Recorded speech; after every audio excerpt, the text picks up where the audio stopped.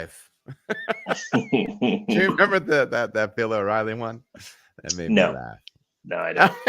I'll just send you a clip. Hey, Oh, everybody. okay. Good day to you. Welcome to the Adam Makes Beer podcast and YouTube channel. Check out Spotify, Apple Podcast, and see all of the long-form brewer interviews we've done. After you subscribe, please leave a review and comment as well, because it really helps support the work I'm doing. Also, if you are new to the channel or podcast, go to Adam Makes Beer on YouTube, click the playlist tab, and see tons of info, brew days, technique, videos, tutorials. Now over 750 videos. And just so you know, there is a new live in brewery. Well, it wouldn't be live, but recorded in brewery content where I show how we do cell counts on fermenting beer. It's a cool part of the kind of deeper take that the deeper approach of tracking fermentation that I've been a part of working with Sonder. It's a super useful tool. So check that video out. That one's pretty cool. And if you happen to be getting value out of the content, please follow, rate, like, comment, and share with all your brewing friends and craft beer enthusiast homies. And if you have the means and feel as if my content has benefited you, consider a channel membership for $2.99 a month, which gives you priority for Q&A live streams and quarterly merch drops. So yeah, that's the deal, everybody. You know, it's we're getting into the heat of the summer. You might question why there's a fire burning behind me. Prior to going live, I told today's guest that the fire is representative of the fire within my heart for him. He doubts it. He doubts it outwardly, but inwardly, he knows it's true and reciprocated. You know who else reciprocates love? Our friends at Blickman Engineering. Blickman Engineering has been the pioneer of nano brewing, and they have helped hundreds of successful breweries achieve their dreams since they started with one-barrel systems in 2006. Now offering a full suite of brew houses up to 15-barrel skidded and insulated, matching cellaring equipment, keg washers, grain mills, and more, sized specifically for the nano brewer. Blickman Pro brewing systems are competitively priced without sacrificing quality. And the simple design and factory direct support from our brewing experts gets you up and running faster than anything else on the market. When you're ready to go pro or just kicking the tires, be sure to reach out to them for expert advice and a partner to help you through it all. Turn your dreams into a reality by reaching out to Phil, Tom, or Josh at ProSeries@BlickmanEngineering.com. Again, that's ProSeries at BlickmanEngineering.com. Blickman Engineering Pro Brewing is proud to be the equipment sponsor for this channel, is committed to helping every brewer, no matter where they are in their journey. Today, we are joined by head brewer at Lynnwood Brewing Concern inside. I'm used to saying outside, talking about Sonder, but inside Raleigh, North Carolina. We're joined by a dear friend of mine, Andy Gallagher. Andy, how you doing today, brother? I'm doing good, buddy. How you doing? Doing well, man. I see you've got Right. a beverage in a beautiful stemmed vessel. What are you sipping on? I do. That's our West Coast Pale Ale. It's Nice. single hopped with hand selected mosaic hops. Nice, man. Yeah, we've been talking about hop selection. We've talked about it in the past, and that experience that you had out there. So how long ago was it that you did selection? Was that 2023? Yeah, we did Yakima in September of last year, and it selected Simcoe Mosaic and Citra. And then in March of this year, we went to New Zealand and did selection there as well. Did Rawaka, Motueka, and Nelson. Dang, boy. So yeah. That's fascinating. So I think that doing hop selection is one of those things that everybody, it's like one of those things that really makes you feel like you've been in the industry. You know what I mean? It's like one of those kind of bucket list things as far as absolutely. being a pro brewer, right? Yeah. Tell us a little bit about that experience, and especially doing two different ones. Yeah, just anything off the top on that.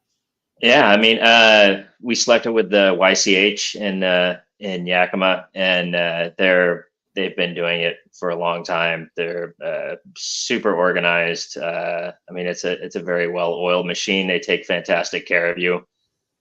We got to tour some farms.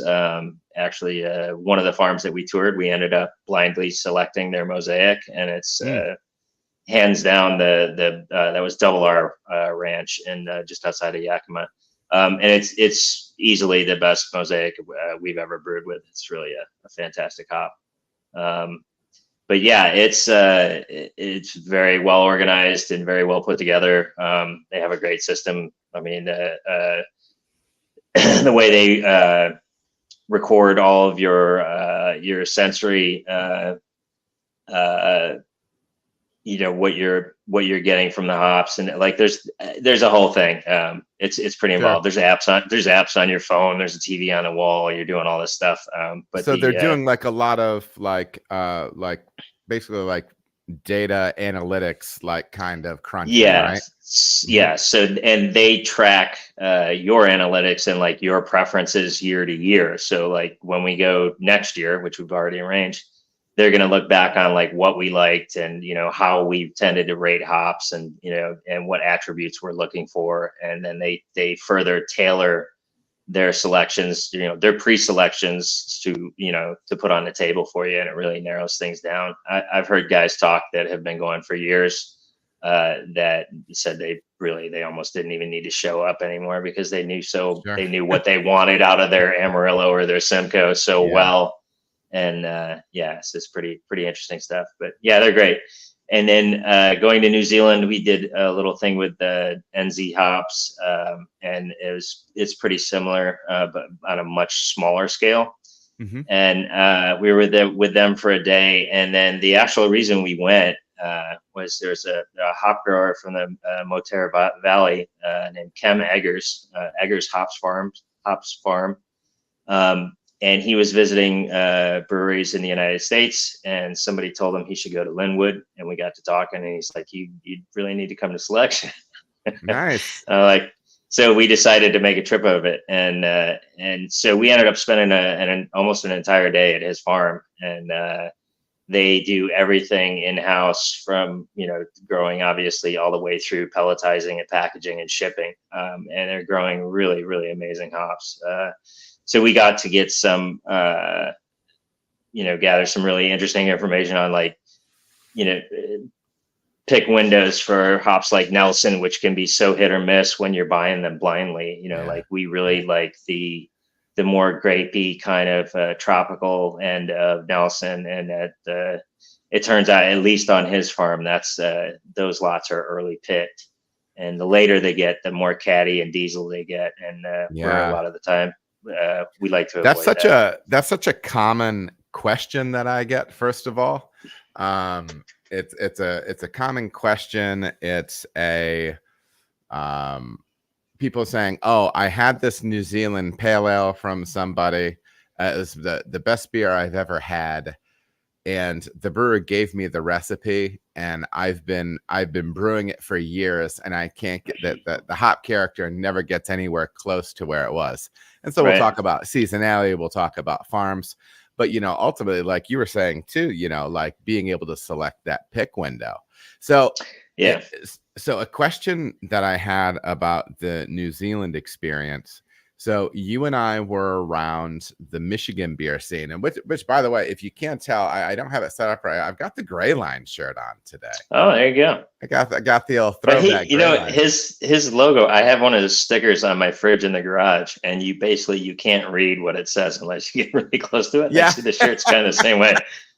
Come on, Nate. Well, and also this is in fairness, this was. I mean, this is a 10-year-old shirt, and I've worn it a million times. So, it kind of is what it is. But yeah, so, we were around back in the very beginning stages of the Michigan, the Michigan kind of hop, the Michigan hop scene, right? local hops in Michigan. And I remember going to one of the farms that was in the Grand Rapids area, and they showed us their, and now granted, and this is, you know, it's no disrespect to anybody. I don't even remember the name of the place. And quite frankly, I probably wouldn't say it out loud if I did, but they were lovely people. But it was still a very new, like lower tech type processing facility. Was that your experience going to this New Zealand farm, or did they have kind of more advanced things than that? No, they're pretty on top of stuff. I mean, you know, especially NZ hops there. You know, I think they have they have a lot of the resources that we have over here. I mean, it's a pretty well put together thing. So yeah, it's not rustic. If that's what you're after. Sure. Not rustic. Yeah, I like that. So Jay Spees in the chat has a question that I like. He said, "Big brewers certainly have an advantage here. And a lot of us smaller brewers are kind of relegated to the spot market." Absolutely. Have you found any ways to kind of work around that a little bit? Because, you know, Lynnwood is not, you know, just, you know, and when I say simply, we're talking about as far as scale. Lynnwood, you know, just from a production standpoint, isn't just a pub. There's also a production house. You guys are doing ballpark 5,000 barrels? A little bit less than that. Less than that between the two spots. Yeah. We probably use like 6,000 barrels worth of hops though. Sure, exactly. I believe that. We're pretty heavy. Well, you know, and I think for Jay's sake, you know, I think this is one of those instances where kind of building up that professional network a little bit doesn't hurt. Yeah, absolutely. Yeah. And I think right now more than ever, you will find your suppliers receptive to you know, doing like mini selection with you, or sending you samples, or sending you like YCH will, you know, you can say, I need Mosaic on spot and I'm looking for these attributes, and they'll, you know, right off the bat, they can send you a bunch of spider graphs of different lots they have. And their sensory team there is pretty amazing. Those graphs are usually pretty spot on. And, you know, certainly other suppliers will do that stuff as well. And right down to sending you, you know, smaller, like a sample pack of stuff before you make a bigger buy. But the spot market is so robust right now because we're so flush with hops. And even in spite of the crop reduction last year, they had really good weather. So they really had like, you know, a lot of pounds per acre or whatever. And so there's a ton of hops right now. So it's actually, being in the spot market, there's you can get pretty much anything you want. And if you're willing to dig a little bit and work with those suppliers, I think you can get some really high quality hops. Well, and something I didn't realize, I was back at the Ohio Brewers Conference, and I talked to, I think, Grant, our rep down here from BSG, and maybe it's either Grant or maybe it was Joe from YCH, but they were saying like you can contact them, and as far as the spot market goes, and they'll even dig up like preferences through that. So if you have specs that you're looking for, you know what I mean, they can kind of point you in a direction, and so or at least get you more in the ballpark. Right now, again, you are still shooting dice a little bit, especially as one of the smaller guys, but that's another option too, something that I didn't really know. So especially if you listen to any podcast, or if you have a brewery in your area and you get a chance to talk to the brewer, and you might be able to find out kind of what some of that, you know, a little bit like technical profile is on that hop that you really like, they might be able to get you in the ballpark a little bit. So they'll work with you. It's a little different than going on a very easy to use resource with what's the spot market brokering thing? I know it. I can't. Or the guy with the Master Brewers Association runs it or something. But yeah, well, whatever that is, Lupulin Exchange. Yeah. But that is going to be more shooting in the dark, because you don't. I For think you sure. basically only get alpha on there unless they've changed. Yeah. But yeah, so you and I Um, had an interesting conversation recently where I was looking at some strata, and this kind of connects up to some of that conversation about New Zealand hops before. But I had some crop year, I think 2021 strata that's just been mhm. sitting cold and in boxes for since then. And I was asking what you might think about it, and you were saying, well, it might be better than some of the stuff we're getting right now. I always think that I always think that's interesting. Yeah, there are definitely some crop years that are better than others. And how much do you think, especially after that experience of going to the selections?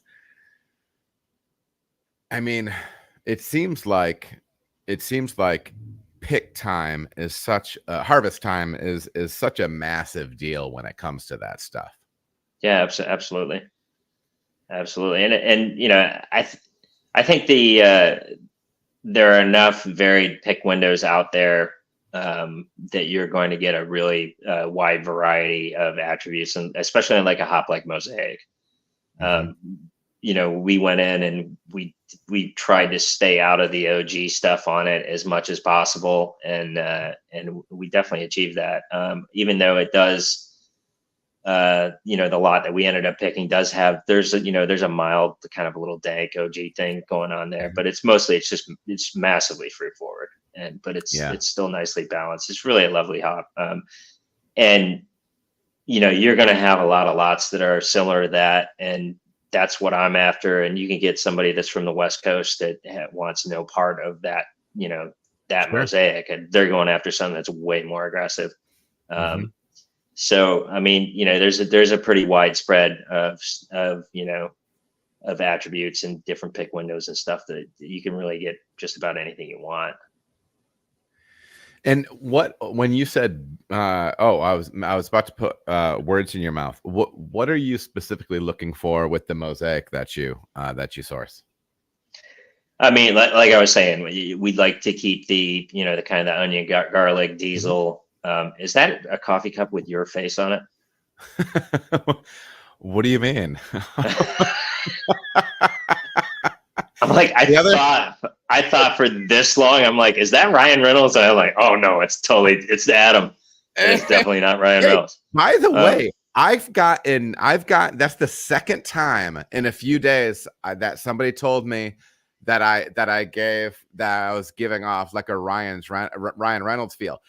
Generally, all I've ever gotten for a celebrity lookalike was Jerry Seinfeld. Okay, and one yeah. time, savagely, Mr. Bean. I Mm, feel like, who are these people? But yeah, so my kids actually got me this. My kids that are old enough to understand that things can have a couple of meanings, and that mhm. sometimes awkward things are funny. One side is me smiling. The other side says "Brew Daddy" on it, so Yeah, they get the joke. But yes, that is a yeah, mug with my face. yeah. I forget what we were Anyway, talking so about. we're talking about Mosaic. Yeah, we're just leaning really into the fruity end of things on that hop, and trying to stay out of the onion garlicky stuff as much as possible. And Specifically with the fruit, like, because I know sometimes that can go. So when we talk fruit with IPA hops, we can go more tropical, we can go berry, we can go more citrus. So what do you search for with that? it depends. It really depends on especially like this pale ale. When you smell it when it's really young, it just has this really bright strawberry kind of Mm, blueberry thing. hmm. And the little dankness that we do get out of it doesn't really come out until the beer matures a couple 2-3 weeks, Hmm. and then you get the full expression of it. But definitely when it's young, it's way brighter and fruitier. Yeah, I wouldn't say that it depends. We can use it in a hazy, and it will get tropical in there. In a West Coast application, it's more kind of berry, citrus, pine. Not much yeah, pine, but yeah, like little edges. it lives up to the name. It's a Yeah, mosaic of flavor. yeah, yeah. No, I like that. And so, and then just a quick jump over to, first of all, what an amazing sounding trip to New Zealand. That sounds wild. I saw a few pictures, and I'm sure that was beyond Yeah, beyond it's amazing. if you can ever go for whatever reason, I highly recommend it. It's a it's a beautiful place. We my partner, my girlfriend and I both immediately wanted to move there. We are trying to Mm-hmm. Mm-hmm. scheming different ways we could make that happen. Actually spent an afternoon with an expat brewer from the United States that owns a place over there. Oh, And nice. he was telling us all about his journey through gaining citizenship over there and how great it was. So it's pretty neat. But it's a gorgeous country and lovely people, and it's Sure. if I mean, if you're into food or wine or anything like that, or nature, it's Beautiful pretty things. dope. It's pretty great. It's pretty great. Yeah. What I I think like one of the amazing offshoots is if years from now, with me doing like this YouTube channel thing isn't about, like scratching an itch for teaching, like, so, it's something I enjoy. It's sharing information. It gives me access to talk to different people about stuff I'm excited about. That stuff's all fine. But what I really want to do is at some point just be able to go places, because it's for a project, it's for work. Right. So yeah, Yeah. at some point, hopefully I can work a trip like that under the mantle of something professional. Yeah. But Absolutely. well, that's awesome, man.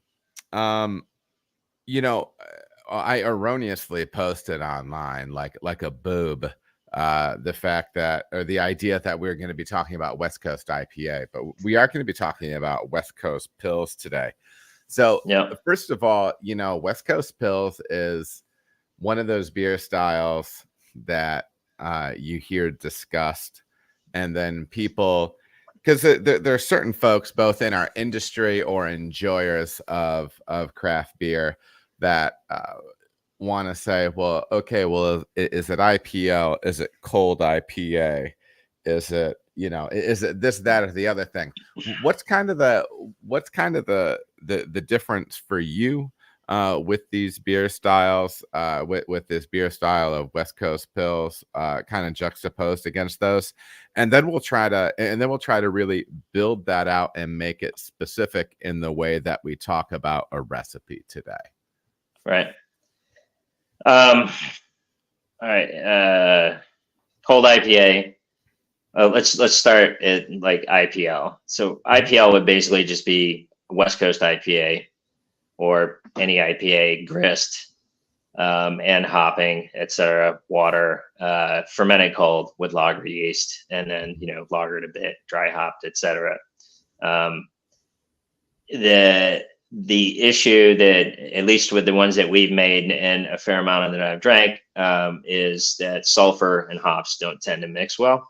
And you have with lager yeast, especially when you're fermenting it cold, you're definitely going to have some sulfur left over in the beer, and it tends not to work the best.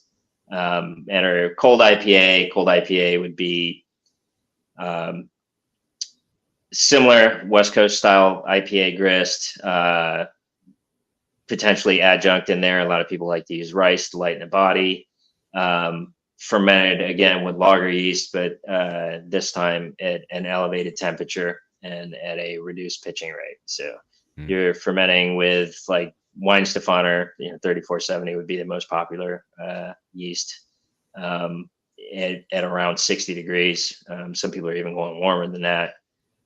You're having a very vigorous fermentation that is just ripping through all that sulfur, and even at the increased temperature, you're still getting a very low ester beer, which basically leaves you with this super clean base that you can play with hops on top of.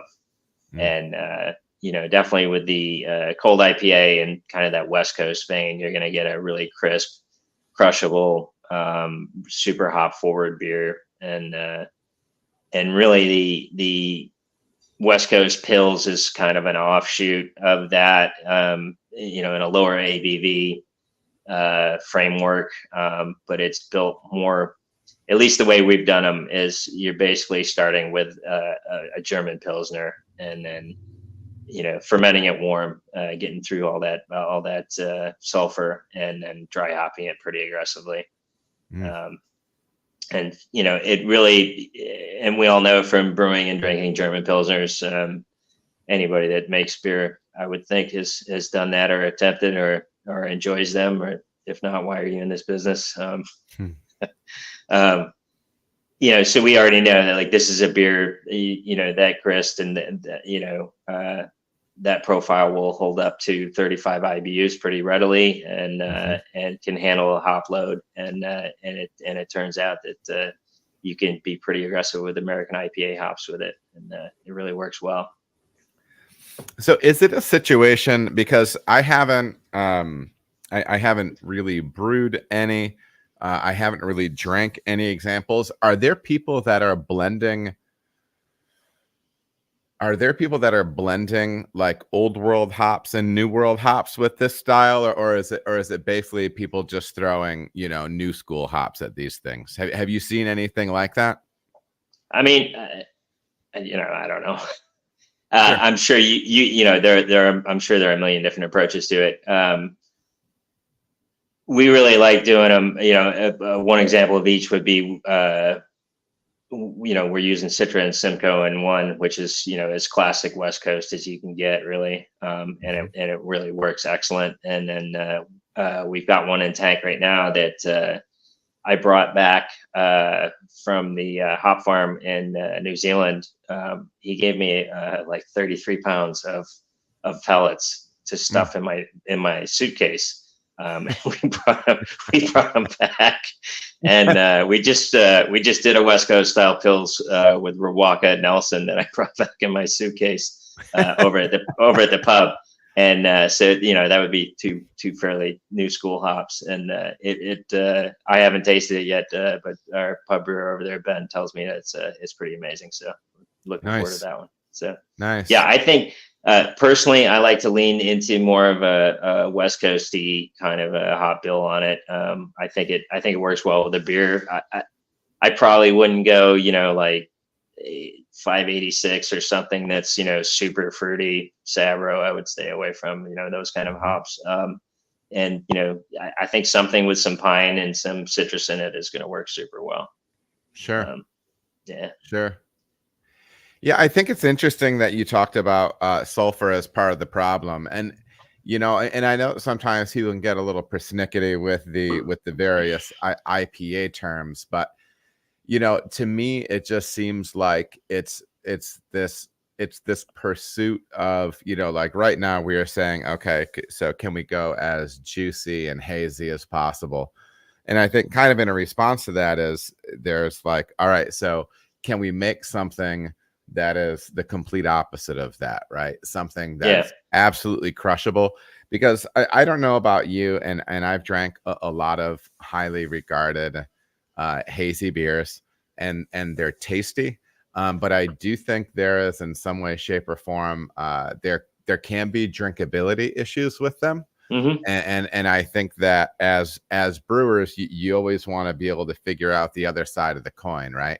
And so I think that's what we're kind of trying to chase with some of these iterations. One of the funny things is we'd have a shift beer after work, and I love to drink Pilsner, but occasionally I really want something hop forward. But I have to drive home, and I don't want to drink a 7.5% or an 8% beer. And a lot of it, long before this style was born, like I started pouring my shift beer, and I would take 2/3 German Pils and then 1/3 West Coast IPA. Yeah. And yeah. And from working with me that I'm not afraid to blend beers. I've been doing it for a long time. But, sure.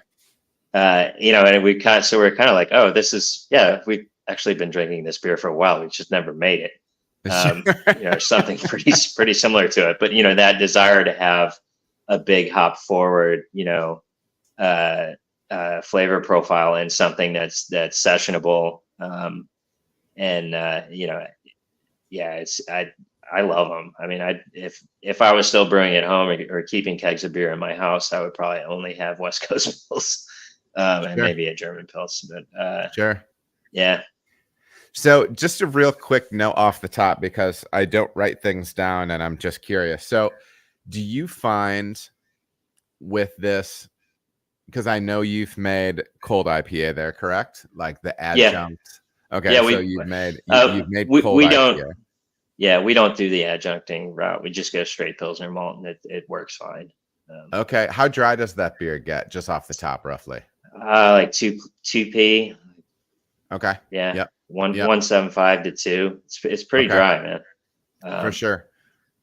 And so do you feel, just for personal preference sake, do you actually prefer the West Coast Pils approach to cold IPA? Personally, yes. Just because of the lower ABV.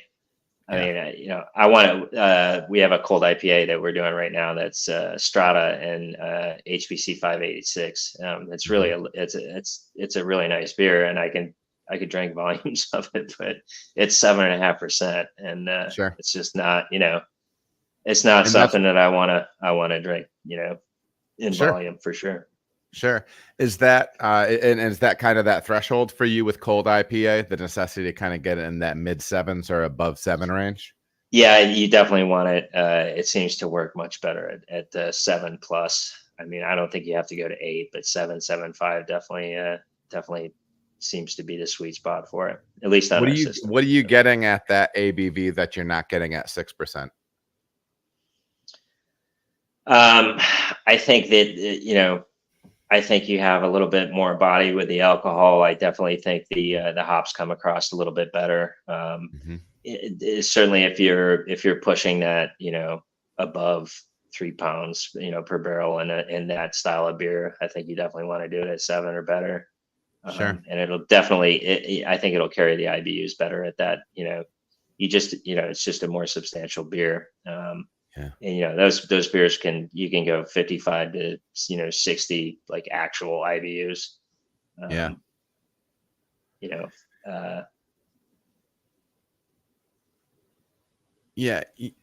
I just did I interviewed Julian Schrago a while back, and my the lead brewer at Sonder, we were having a conversation about the interview, and we're both like, this really makes us want to make this version of a West Coast Pils, right? Because we have another West Coast IPA that we do seasonally, but it's a little bit of a different take, right? It's a little bit darker. It's a little bit more of like what I would consider like a Midwest style IPA,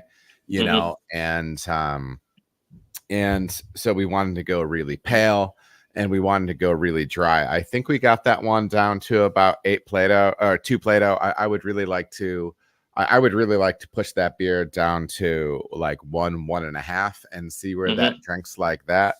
But I'm always worried about getting a beer that dry, the amount of bitterness in the beer, and then your water build, right? And the thing I get really paranoid about is that water build, because I know the effect that water, the structure of your water makeup, how that can affect it. Is that something that do you feel as if is also a big concern with like the West Coast Pils approach? I think if you treat it, I wouldn't go quite as sulfate heavy as like a straight up German Pils. We're at like 1.5 to 1, and sulfate to chloride ratio there, and I think that's kind of a nice spot. Sure. Finished beer, we're shooting for 75 ppm of sulfate and 50 chloride there. How much total calcium? Because I know you You have very austere water down the very We do. subtle ion profile with your water there. Yeah, it's super soft. We end up total calcium is around 65, I think, in that beer. Okay. Okay. Maybe even it might even be a tiny bit lower than that. We try to keep it, everything above 60. Sure. But yeah, Do you it lands feel as if have you gone up to like 100 with your water down there with some of those? Because I found, especially for me to get the lagers clear that I was doing. Now I know you're running a centrifuge, but when I was building recipes at Cartridge, I was finding I needed to push that calcium in general up to about 100 parts. Now, granted that all the water, the whole water build comes into play there, but have you ever gone up that high with your total calcium on a beer like that? Not on a clear beer. We've Mhm. definitely been that high on the chloride end of things on hazy stuff, but Sure. yeah, typically, especially with a beer with that high of sulfate in it. I mean, I don't want to push it that high. Sure. Just I think if you lean too heavily into sulfate, you can kind of get into that kind of aspirin kind of bitterness, that really sharp bitterness that we try to avoid. So yeah, I mean, we try to get enough in there, and with our water and our yeast, 60 ppm is plenty to get everything to flock out nicely. Yeah. The lager yeast tends to hang in there a little bit longer than like anything with Cal Ale. I mean, it drops pretty quick. Sure. But Sure. yeah. That makes sense. So and let's just run through some pH numbers when we're looking to build a beer like this. So you're running a single infusion system, Yep. correct? Yep. Yep. And Pretty so what are you basic. targeting pH wise in your mash? 5.2 to 5.3 with this beer. Mm-hmm. Pretty standard stuff. Mm-hmm. Looking to boil, 5.2, and then end of boil, we're adjusting down to 4.9 with this And why beer. is that? That's to keep our finished pH in the below 4.5. And with this beer typically gets a 2 to 3 pound dry hop, and we're gonna get I think we pick up 0.8 per pound per barrel in pH with our dry hop. So if we knocked out at 5.3, this beer would end up finishing at like 4.7 or something like that. Sure. Which is out of the food safe range. Absolutely. So, and are you using lactic or phosphoric with that? Phosphoric. Okay. Phosphoric. Yeah. I've been working a lot more with lactic lately, and it was interesting when I was talking to the Godfather, John H. Palmer, author, lover, fly fisherman, softball player. John is consistently one of the nicest guys, but this is something I forgot when when they had HomebrewCon in Grand Rapids, whenever that was. 2014. 2014. 2014. Brewing Network had like this thing at this baseball field, and they had like this, Brewer celebrity baseball game or whatever, dude. And Palmer did something. Maybe it was kickball. I don't even know. Palmer kicks or hits or whatever, and he takes off for first. And what actually happened there, Andy? I mean, he was running that ground ball out. He was running that ground ball out, man. And he got with a beer in his hand. And he got about 3 strides from first base, and he slid into first head first, but it was not intentional. At least it started coming off. It did not appear to be on purpose. And he made solid contact with the ground. Dude, so he's such a good dude. But so yeah, I forgot to mention that. I'm sure he would have been thrilled for me to bring that up in the interview. But now Like, he was hey, talking about the difference between phosphoric and lactic. mhm, And I've been using a lot of lactic. I've done a lot of used a lot of phosphoric in the past. And he was saying, which really wouldn't even apply to your water situation, but he was saying that I believe with a residual alkalinity of 250, that if you try to knock that back with phosphoric, you can run into some, or all with lactic, you can run into some issues. okay, As far as flavor contribution and different things like that. And so I like that. And I actually think, so we're talking about a big hop forward beer here. But you do plenty of, gently flavored, clean fermented lagers. I'd be mhm. interested to get some feedback from you off what some of those beers might be like adjusted with lactic rather than phosphoric. Yeah, it'd be interesting. But yeah, so we're kind of walking through the water side of things, and that kind of leads us to pH a little bit. I'm going to throw this question up on the screen because I don't want it to get lost, but it's going to be part of this conversation. But let's start dipping into how you build these West Coast pills. How many of these have you turned there at Lynnwood? Probably half a dozen. We have one that's kind of threatening to be a year-round beer. We Mm, made it.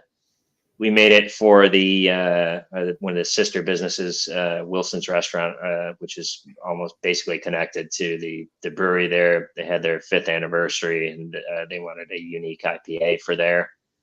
for that celebration. So we made this cold IPA, and we've done it several times since, and it's really it's been really well received, and it's kind of stuck around. So that beer is all Pilsner malt with no adjunct.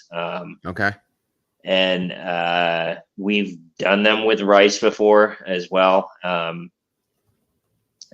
don't, we have not had any issues getting the beer to dry out adequately, or at least where we want it to drink, Yep. and really felt the need to go to an adjunct. I think you could personally, corn versus rice. I would probably go with rice just due to the lower flavor, contribution Sure. from it. I mean, Yeah. I would probably, probably try to stay away from corn for that reason. Although I think if you're using it in a small enough, a small enough percentage, it probably gets lost in all that hop flavor and whatnot anyway. Sure. But I mean, Do you feel as if you can get a sweeter flavor out of using corn as your adjunct as opposed to rice? we don't use adjunct enough for me to answer that Sure. in anything that wasn't a guess. We do a Mexican lager with heirloom corn that's grown here in North Carolina regularly, and I think it does. It may add a little bit of sweetness, but I mean that beer is it's like 11 IBUs or something anyway. So Sure. it's and Yeah. it dries right at that beer is like 1.5, so it's super dry anyway. But Hmm. it's you're always trying to balance that it's super dry with drinkability and whatnot. Yeah. That's a whole nother ball of wax though. Well, and I think it's also like impression of sweetness too, right? Because my Yeah, my right. experience with it, because I've run that both ways, and I was talking to RVM Rock Band Meter, and he's done and we were kicking around this light lager that's meant to get a lime in it, right? Hmm. Whatever you want to call that, if you want to call it, so that in my mind that's what Mexican lager is. All right. Right. So that's just, and like roughly when I talk about that, like, and it's the something Corona-esque, right? Something Hmm. that works with a little bit of lime, a little bit of acidity that makes it pop a little bit. And so when you're building something like that, you know, I've done rice, and I think he's done rice and corn in it, and that's kind of been his take on it. Like, I think he appreciated the rice approach, because it is a little bit leaner way of approaching it from a flavor standpoint. For sure. I think if you're chasing the, you know, the macro end of that, probably rice is a better way to go. All those, I think it was interesting. Sorry, I just lost my monitor here, which is my light.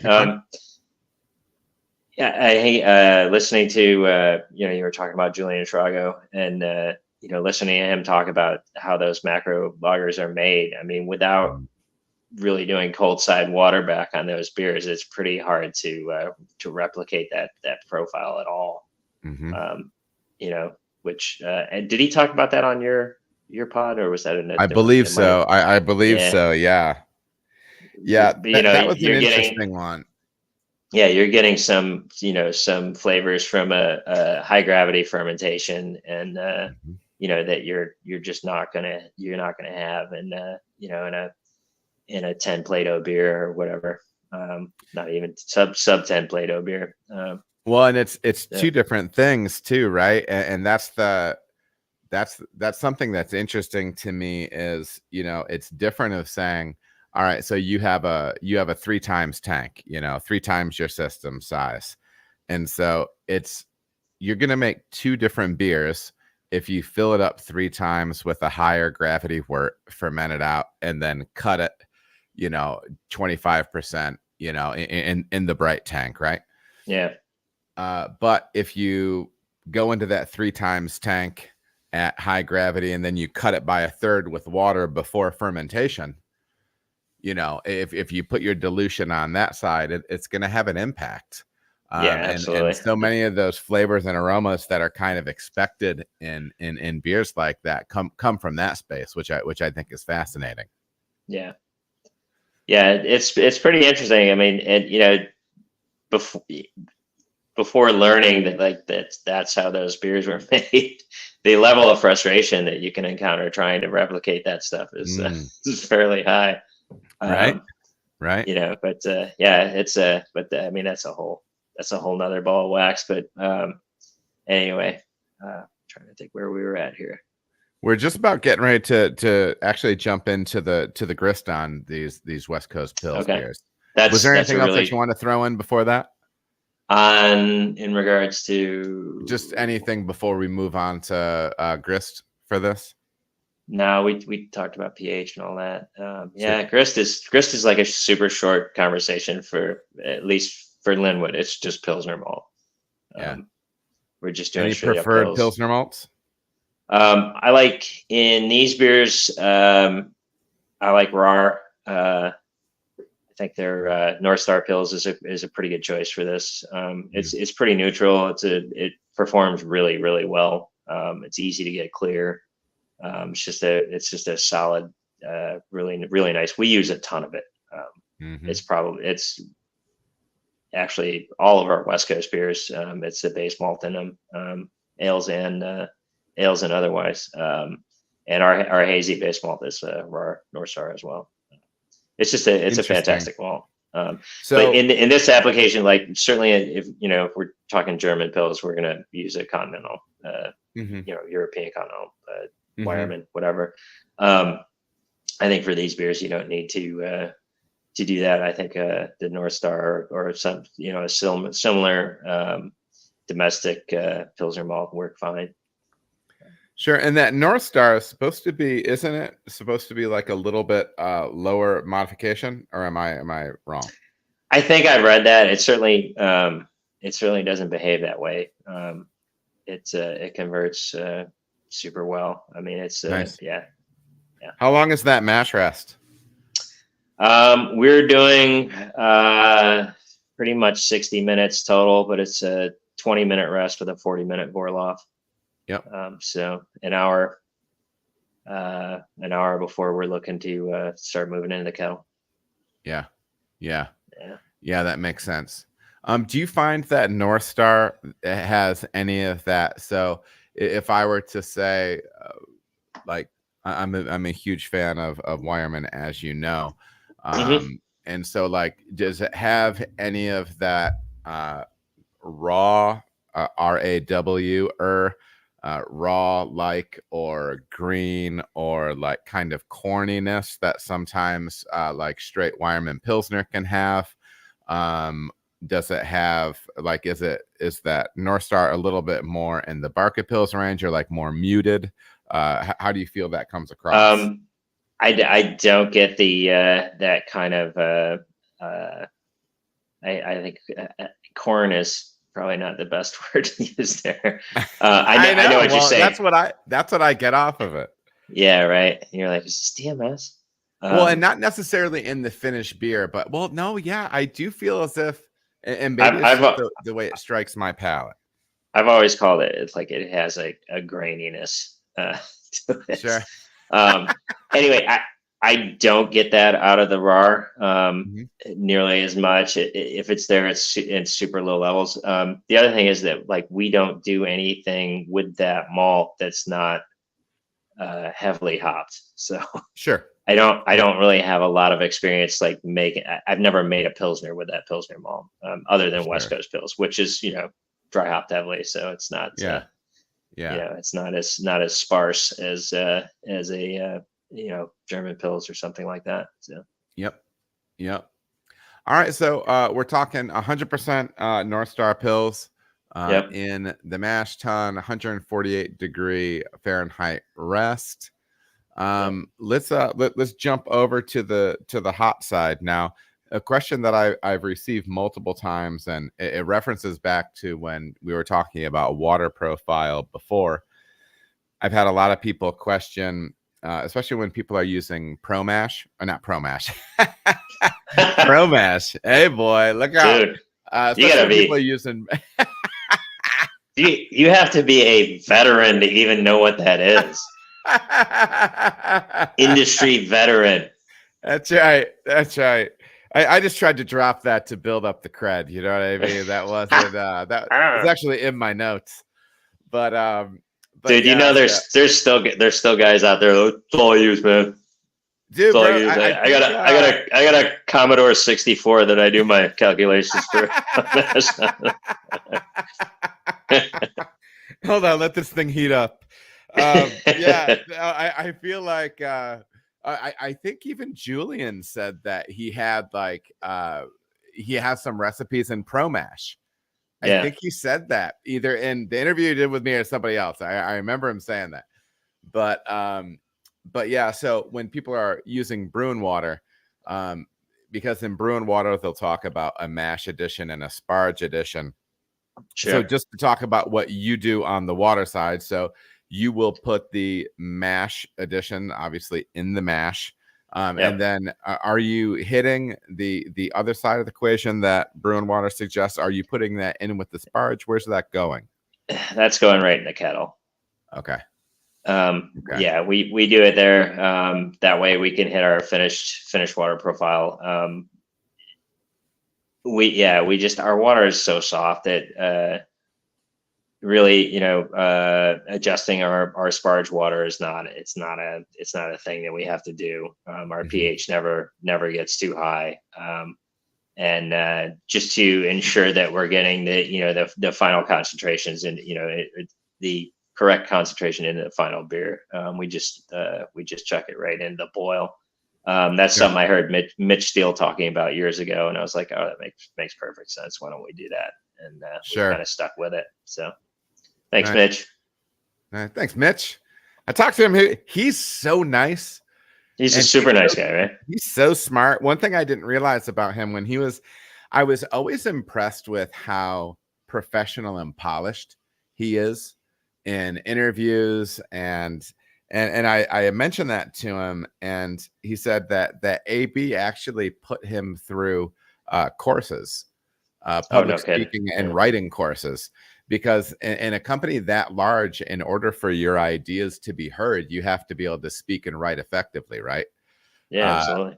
Which said that never dawned on me. That never struck me, right? Because you and I have always been on the smaller side of the industry, but you get into a big place and you go and you're on umming through a presentation. It doesn't matter Yeah. what you're pitching, right? You gotta know how to carry yourself, man. Gotta know how to carry yourself, baby. Right? That's a good thing about the YouTube and Spotify platform. It doesn't matter how I carry myself. You know what I mean? However, it may limit the people that are willing to endure it. But we are into the kettle now. And when at Lynnwood, what size brew house are you working on? 20 barrels. So it's a 20 barrel brew house. So what is your kettle full? It's very, very full. We're our system, our kettle is a little bit undersized. And we have to fill it. Basically, we're covering the spray ball most of the time, and it's probably not the best thing to do. But that's what we have to do. So we're boiling around 22 and a half, 23 barrels. Mm-hmm. Yeah. And then kind of moving into any additions on the kettle side, you know, with various IPA builds. I mean, back in the day when we were doing what I would consider to be older school, maybe Midwestern IPAs, or even older school West Coast IPAs, you had kind of that 60-minute addition. You know, you had your bittering, your flavor, and your aroma, right? Right. And going back to Pro Mash would tell you that there was no bitterness that came from the Flame Out edition, as we all know to be facts. Right. But yeah. So what's kind of the approach with the beer like this? So pretty upfront, we're doing about 15 IBUs. You know, clean bittering hop, Magnum, Warrior, whatever you have. Works pretty well. And then really nothing until Whirlpool. So that's kind of like the departure from, you know, a traditional Pilsner is after that 60-minute addition. So after that, nothing until Whirlpool. And then we're actually we're using Hallertau middle brew in the Whirlpool at a pretty high rate. It's about a pound per barrel in the Whirlpool there, which seems like a lot, and it is for that hop. Feel like, and so that's interesting. What's the alpha on that middle brew? Because I know there is some absolutely whittled down from an alpha standpoint, that middle brew and German grown out there. Yeah, it's what we have in house right now. I think is 3. Maybe 2.8 alpha. It's super low. Like the last 3 or 4 years, the alpha on all our German hops has been like at times everything was sub 3. Well, but even 3 is good. I mean, I've seen some stuff that's 1.8 and whatnot. Yeah, 1.8. You're like, yeah, that's crazy. That's crazy. Yeah. So you're getting some bitterness from that, obviously, even at those super low alphas. Do you feel as if there's another component there? Because in order to, you said you're putting a good volume in, so you're getting that green matter in there, right? You're getting some of that polyphenol in there as well. Do you feel as if that helps to prop this beer up from an overall rounded hop character? Do you feel as if it would? Obviously you feel as if it'd be missing something if it weren't in there? Yeah. Yeah, I think it does. And I think, you know, with that German Pilsner profile, there's a fair, like you say, green matter. I mean, like our regular German Pils that we use is I think a 70-minute upfront edition. And then we're like 30, 15 and 5 or something like that. Maybe even 0. I forget what it is off the top of my head, but you know, there's 4 fairly, I think those are all 5-pound editions. So, you know, it's actually the same amount of middle fruit that we run into our German Pils. It's just all at the end. And we have some really, really nice middle fruit right now. And it's got some nice fruit notes to it. And, you know, we were kind of smelling it and we're like, I think this would work, you know, in this beer. And I'd heard some brewers on the West Coast, I think it was, Evan from Green Cheek talking about that approach, and actually having some of that noble stuff in there and having it work well with West Coast style hops. I could be wrong on who I heard that from, Sure. but anyway, the idea kind of stuck. And this beer, actually, the first time that we brewed it, it was a collaboration with the local brewery named Edit, who are right down the road from us. They're a fabulous brewer over there, Jack, who's no longer with them. He's out on the West Coast somewhere now. But anyway, we were talking about it, and it just seemed like a great idea, and it actually worked. It definitely, it's pretty low key in the finished beer, but it does add something, and we like it. I think you could totally just go with West Coast style, or any, whatever IPA hop you wanted to use at Whirlpool. I think Mosaic would be great in there. Idaho 7 definitely would work well there. The only consideration there is trying to keep the total IBUs low. So you're gonna end up with a fairly small charge trying to keep this beer at at 30 to 35 IBUs, Sure. where I think they drink really nice at. So Sure. you definitely, be looking at a smaller edition there. You could cool pull it too, though. You could go low. That's something I was going to ask. Yeah. Do you feel as if there, and maybe my thinking is wrong on this, if you were to cool pull this, drop the temperature of that whirlpool, and then strike those hops, are you concerned about maybe generating, could you be concerned about generating haze in a beer, which I think is probably meant to be clear? Yeah, I think you could probably get into some issues there. I'm not sure. I've never done it, so I can't really say for sure, but well, and then that could be an issue. Plus you guys are rocking that centrifuge, which I'm sure sometimes, I'm sure there's good points to it, and I think sometimes, with all equipment, there's goods and bads to it, right? Yeah, it's fantastic when it's working the way it's supposed to and not broken. Right now, it's not doing anything because it's broken again. It costs ungodly amounts of money to fix. Now, actually, we're having a water pressure issue with it right now, and our hermetic seal is not getting enough pressure on it to seal. So our DO numbers had spiked a bunch on to the point where we take the first DO run sample on a beer that we were transferring in and immediately shut the thing down. Pressure is important. Yeah. It needs 5.2 bar of pressure on the hermetic seal, and really, that's a lot. Yeah, it is a lot, and that's no joke. Our water supply is above that, and the machine does have a booster pump on it that's supposed to carry the load when that water pressure, your feed pressure, isn't as high as it should be, but it's not working. Sure. And they want the cost of a new car to replace that water pump. So we're looking at maybe other options, like actual a boost pump like you put on a house. Sure. In upstream of the thing. Anyway, not to go down the centrifuge wormhole. So we're in the kettle at this point, and I've had a lot of questions with this over the last couple of years.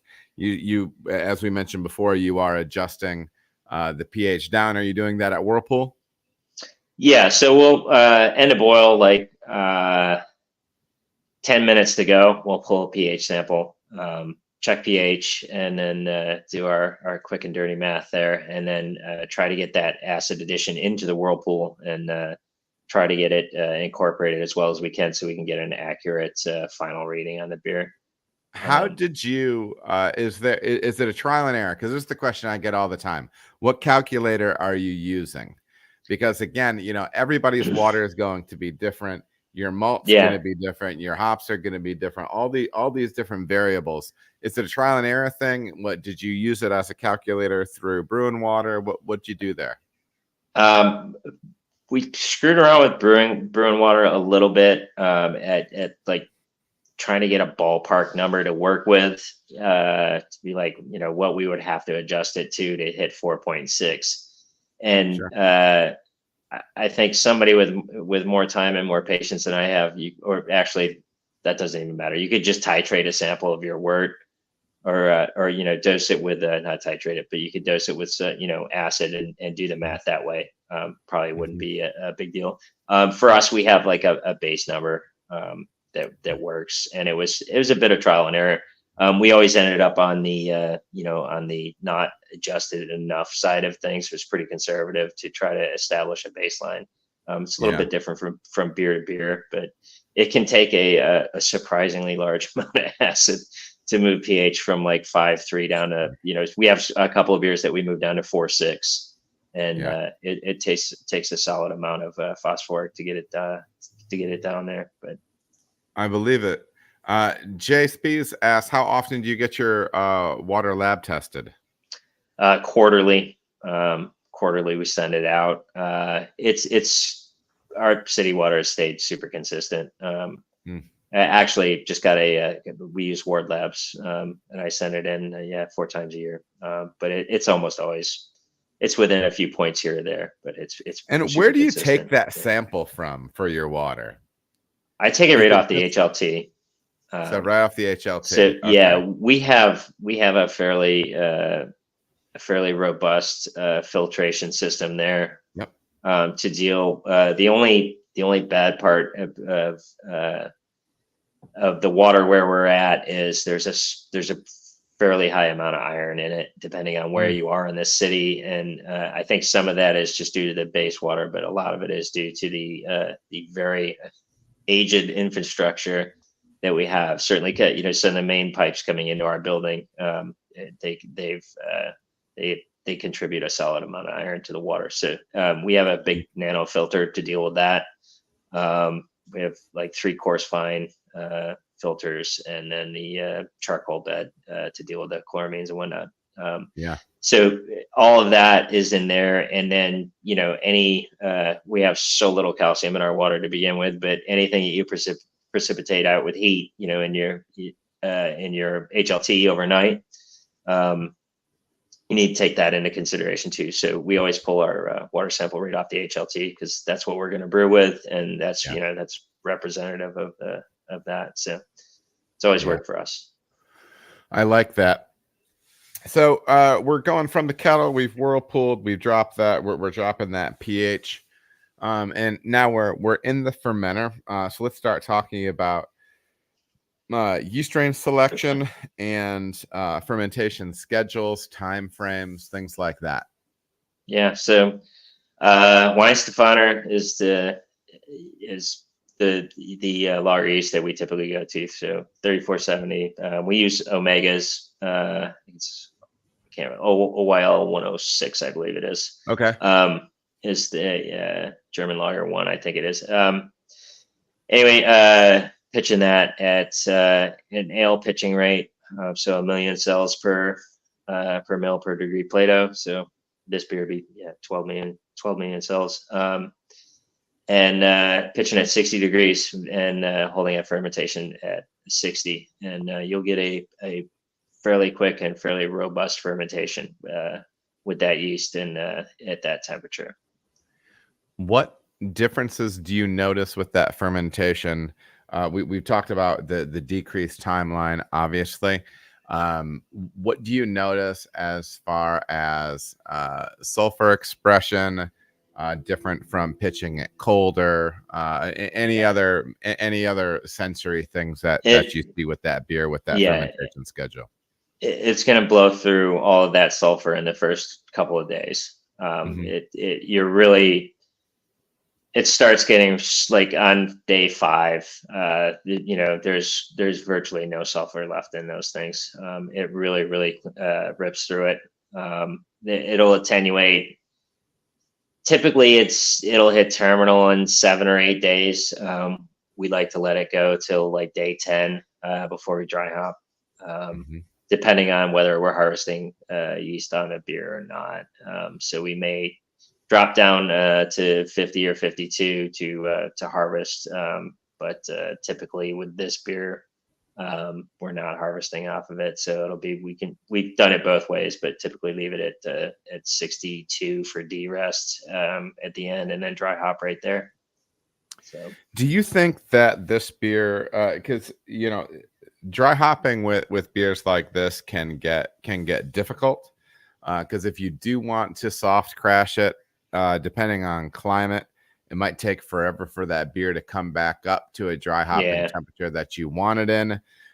Do you think, do you think this beer style is a candidate, a good candidate for dry versions of that yeast strain? For like dry 34/7? Yeah. So, because sometimes people use, because they can be a little bit cheaper. And it's like, okay, well, here's my turn and burn option. I'm just gonna grab a brick or two of this and get after it. Do you think that this beer style would work well with dry yeast? Yeah, absolutely. Okay. Yeah, I think if you take care of it and use an appropriate pitching rate, I think you'll get a similar result for sure. For sure. Yep. Okay, so an option there. And so, what are you looking at as far as contact time with or kind of jumping into dry hop a little bit more? Do you feel as if you have issues with hop creep with this beer style? We haven't on this beer, no. There's not a whole lot left in there, finishing as dry as it does. So no, we haven't had any issues with it, and we don't typically have issues with it on the cold IPA side of things either. Okay. It's a single base malt beer. It's very well attenuated. So, granted, we don't package either one of these beers, so I'm not sure. If you warmed it up, if that would rear its head down the line at some point, it would definitely be something to look into. But as far as what we're seeing in tank, we're not seeing any movement at all. You of course get the pH will come up a little bit with the hopping, but you've never seen gravity move on them. So sure. Where did I want to take you from there? So so post terminal, because this doesn't have a dry a fermentation dry hop. What temp are you usually holding that dry hop at? Like I was saying, if we've come up for if we're not harvesting off the beer, we'd come up to de-rest at like 62. So we'd hold there to dry hop 62. I think you could let it come up even warmer than that if you wanted. If you like what you're getting out of your hops at 68 or something, you could definitely if you have the ambient to get it up that high, it wouldn't hurt anything. I guess I don't think you need to dry hop it cold to get anything specific out of it. But yeah. Do you rouse your dry hop, circulate your dry hop, anything like that? I was just looking at my notes for this beer the last time we brewed it, and we did rouse it. I think you may get something more out of it. It's pretty anecdotal though for us, but sure. As far as your preferred IPA type hops for some of these beers, and I know as with the conversation we had before, there's a lot of different considerations, but just for you personally, what are some hops that you've really enjoyed using in this West Coast Pils type build? Yeah, I think like I said before, the classic Citrus Simcoe works exceptionally well. Definitely anything that that you'd want to use in a West Coast IPA is going to work well here. I do like something on the pine side or on the dank side blended with something citrusy or even fruity. I think you need to cover those bases and you get a little bit more of a complex hop flavor out of it. I think Idaho 7 is a great hop for this. Simcoe definitely. Mosaic, you could single hop this beer with Mosaic. Strata would work well here. There's so many options now. We have such a you know, an unbelievable number of hops to choose from nowadays. It's sometimes it's, you know, we walk into the cooler and you're like, how do I pick what I want to do here? Sure. But on the, you know, like the New Zealand one we just did, I think Nelson works well. We just did Nelson Rawaka on that beer. You know, Rawaka is like super grapefruit, citrusy, tropical, and then, you know, you get all the grapey stuff with Nelson and a little bit of that dank edge with it. I think those two go together pretty well. Nice. So yeah. Okay, and so you're making efforts to get this beer as clear as you can by the time you package, correct? Yeah. So absolutely. whatever you use, whether you use a centrifuge, biofine, filtration, whatever. Yeah. Hey, chat. Just so you know, we did slide this up because I see some folks popping in. We did move this one up, so you're not, well, you are late, but you were right. If you thought I just recently, things have been a little busy. This is a very busy month on my side, and it was hard to keep everything juggled, but we did move the time up a little bit.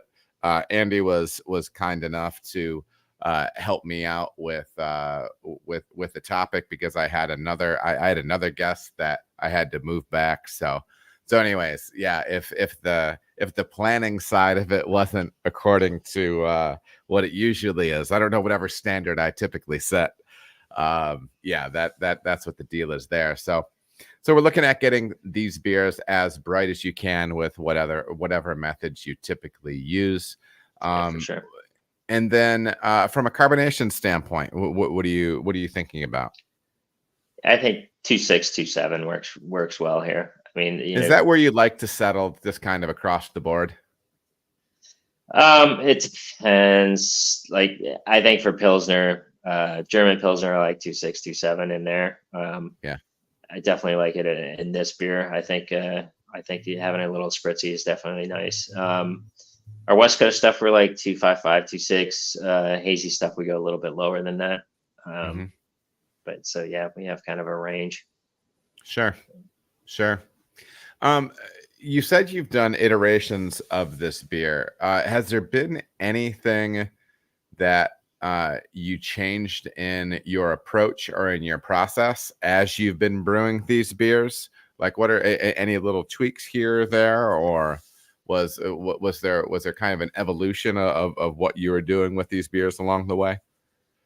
I'd like to say there is, but I think we stumbled onto a pretty good formula up front and haven't really had to change anything but the the hop selection in the beer. What we did right off the bat seemed to work really well. Yeah. So we've kind of stuck with it, which is, I like it. Which is not my typical sensibility when brewing a beer for the second or third time. Oh yeah. I like to fiddle. Well, and it's true. And I remember the first time when I was over at Cartridge, we had this pina colada beer that we did with that. Well, at the time it was the newer Cholaka coconut smoothie that you could get. Because I had used that in a coconut stout once, and I'm like, well, this product's really good. I want to try this in something else. And so I'm like, well, I'll try to do something pina colada. So I had that and real pineapple and whatever. And we did it. And that's really the way it stuck. Like that was the first time we did it. We were like, gosh, I feel pretty good about this. This is weird. Yeah, right. So yeah, sometimes you hit in that range and then you can just kind of play around with the hops on the backside. Yeah, for sure. What else? There's one other thing. My brain percolates, but then it doesn't always stick around. I don't know. Any other big thoughts on it or anything like that? Are you seeing a lot of these style beers around Raleigh? Yeah, we see a fair amount. Not a ton, but they're definitely, you can find them. Yeah. Oh, I know what I wanted to ask you. I'm having some of my first experiences using the hop oil for bitterness up front. Okay. and and have you ever messed with that with any of your hoppy stuff? Not in a kettle application. I mean, we've used, we definitely like, we're using 702 right now at Whirlpool, which I think they just named, I think it's Okay. Dynaboost or something like that. Oh yeah. And but most of our the bittering adjustments that we do along that line would be on the cold side with Tetra, Yep. which we do use actually quite a lot. Sure. And and I think we actually do use it in this beer as well. And trying to hit those target IBUs, as far as like using the super low alpha hops in Whirlpool, and trying to dial that thing in. It's a real luxury to be able to go over to the tank after you've crashed it and taste that beer and go, I think it has to be better like 3 more IBUs. Yeah. And then you just Yeah. go, okay. And I just write it on the tank sheet. And when we do a transfer, we had, 2 to 3 IBUs, et cetera. And there you go. Yeah. And it's really it's a fantastic product in that regard. And it definitely adds to your head retention and the lacing and whatnot. As far as foam quality goes in the beer, it has a huge impact. It's really nice. We call it like cheater foam. Sure. Yeah. Yeah. Yeah. It's Absolutely. because it seems unfair that you can generate such amazing foam with this thing, Right. and then yeah, makes you think Right. back to a lot of beers from bigger breweries. So you're like, man, how do they get this Sure. foam? Yeah. Do you find that how high have you pushed that addition? Do you feel as if there's a point where you get a flavor or bitterness characteristic out of using the Tetra that is Yeah, non-desirable? yeah. So the most we've ever gone is like 5 IBUs on the cold side. Mhm.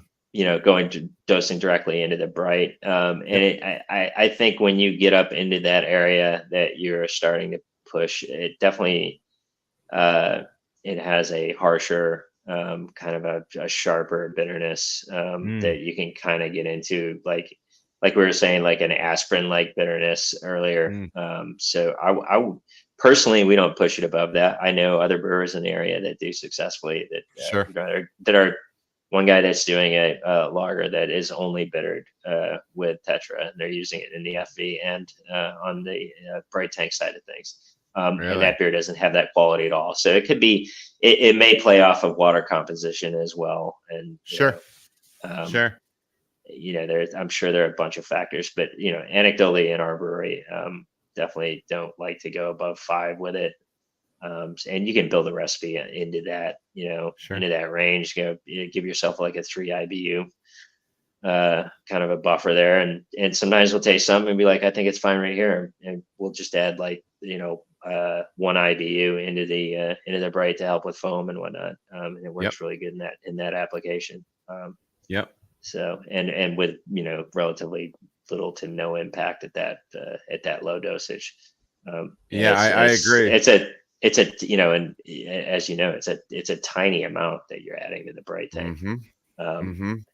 And so it it's is that comfort because toward the beginning of the podcast, I mentioned, like I feel like especially when you're making dry and bitter beer, there's the yeah, concern that you're going to run up against something, right? Where maybe your yeah, water for sure. profile is a little too aggressive, or you went a little Right. drier. And So so it is nice to go ahead. the two beers in our brewery that I'm the most worried about, that and the most conservative with Tetra, would be our pale ale, which is Mhm. firmly in the West Coast end of things. Sure. It's a mostly base malt beer with a little bit of wheat and some oats in it, and that beer is all mosaic, and it hop creeps like mad, Yeah. and it finishes super super dry, and we've really found a nice balance with it, but it is it's a bit of a razor's edge with, if you go, it seems like 2 or 3 IBUs too hard on it. It really can go from being really pleasant to not so. Yeah. So Yeah. that beer and our German pills, I'm super conservative with Tetra on both of those, because yeah, that's definitely the worry, because there's not much wiggle room there. Yeah. Yeah, so that is one tool that I feel like it's almost, and maybe everybody's using it. I don't know, but Hmm. if you're not using it, it gives there's a lot of security there too, right?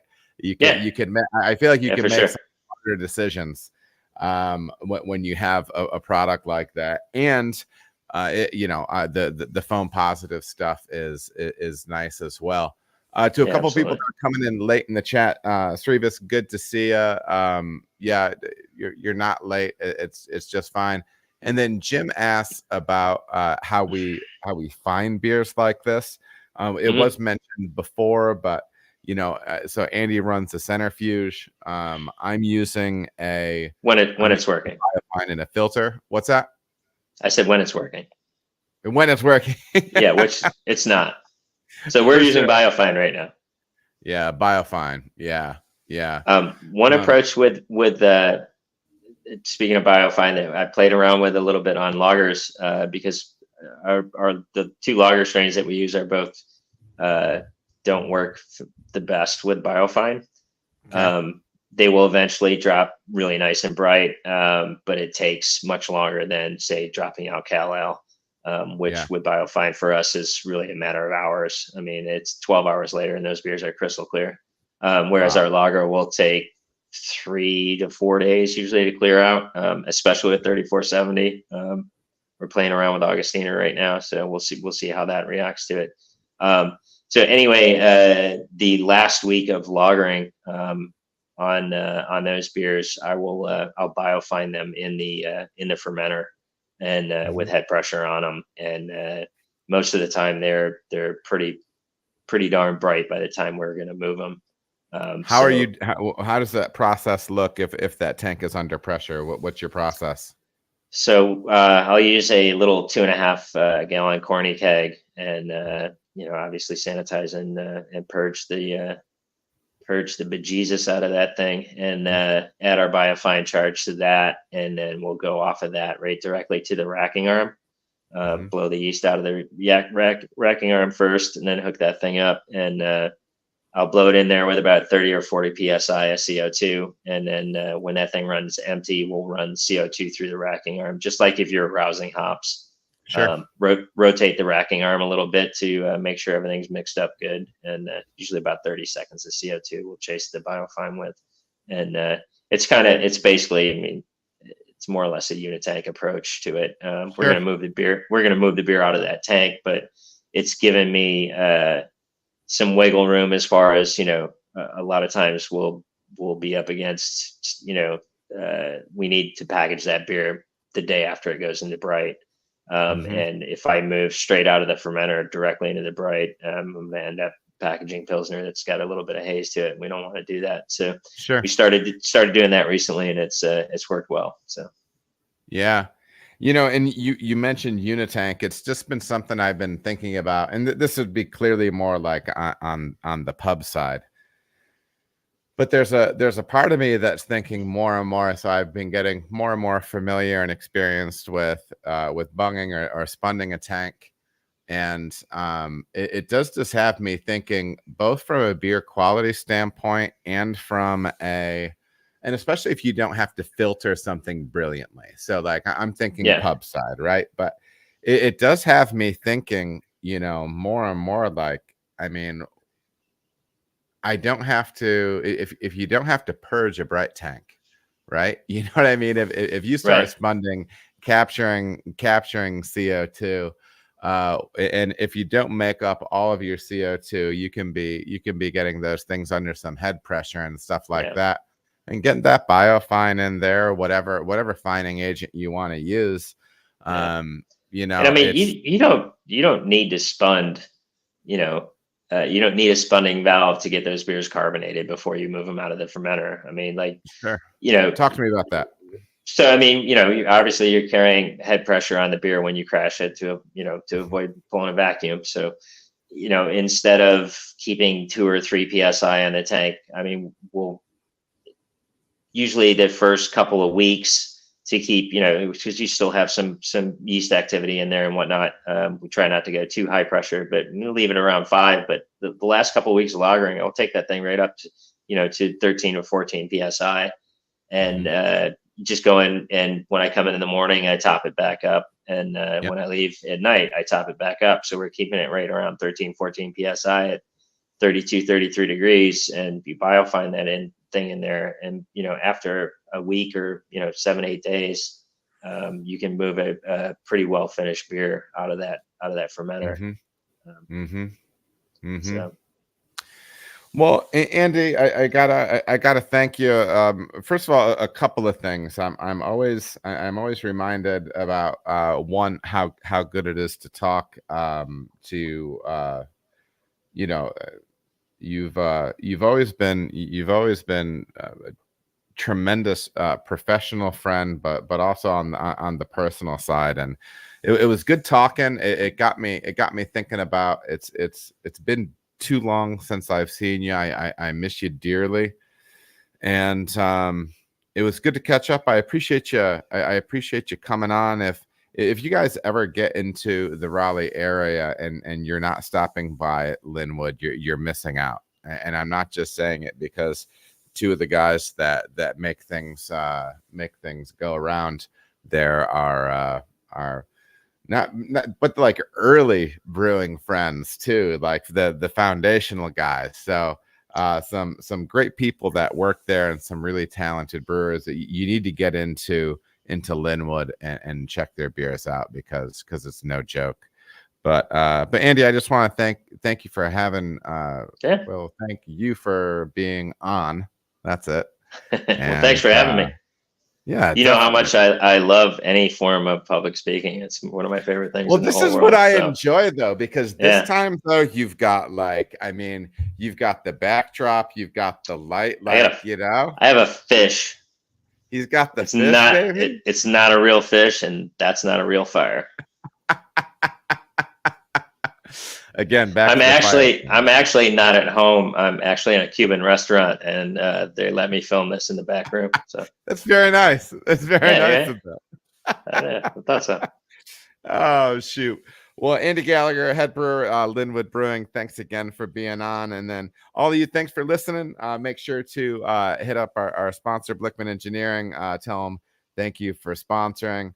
And make sure to subscribe and share it along to your brewing friends and all that. Until next time, we will talk to you guys later. Have a good night. Bye.